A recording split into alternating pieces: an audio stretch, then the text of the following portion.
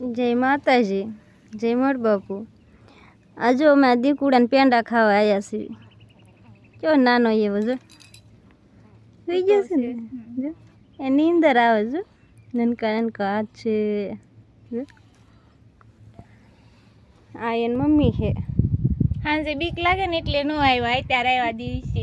સાંજે સઠીને પેંડા ખાવા નો આવી ગયા ને એટલે અત્યારે આવ્યા. મારા મામાને છોડી છે એટલે કહેવાય તો મારી બેન એટલે આવવું પડે ને. અહીં જો બધા પેંડા ખાય. શું કરો એટલે બોલવું જ નથી, પેંડા જ ખાવા માંડવું. પણ મોઢામાં થોડીક જગ્યા રાખો બોલે એટલે. જો આ એ દીકુડા ને પપ્પા છે. આ એ નનકો મોટો ભઈલો છે જો.